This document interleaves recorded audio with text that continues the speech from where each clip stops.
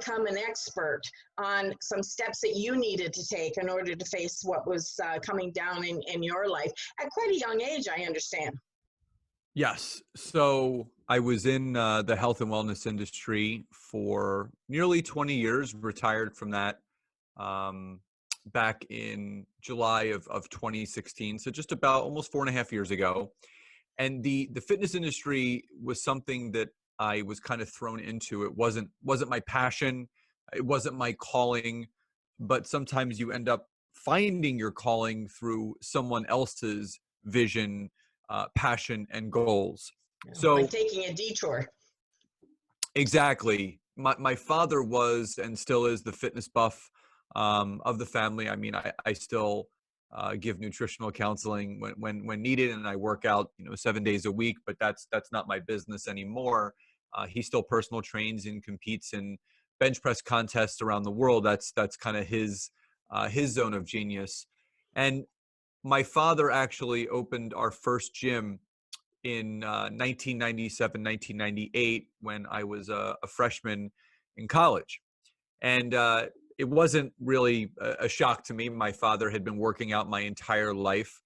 But what did shock me is what kind of preceded that after I came back after my freshman year, about to enter my sophomore year, was my father had made mention that the company that he was previously working with before he opened this first gym was under investigation by the U.S. federal government. And they were investigating a insurance fraud case that totaled about $9.5 million. Oh my. And my father was caught in the middle of that. The owner of that company was what people call a scam artist. And my Oh, father maybe intuitively knew that what they were doing was not kosher, so to speak. But when you're kind of in the weeds, you kind of just have to go with it. But my dad ended up paying the price, and he did get sentenced to 24 to 36 months in federal prison. oh. And this was kind of like my entrance and my the way that I was introduced to not just owning a business, but entrepreneurship. And my father turned the keys over to me. I was almost 19 years old at this point, about 18 and a half, almost Wow, 19.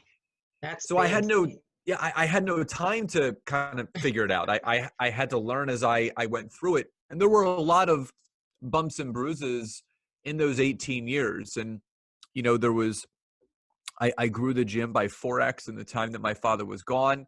When he came back, we opened up a second location. A year after we opened the second location, we sold them both for $1 million. So at 24, I became a millionaire.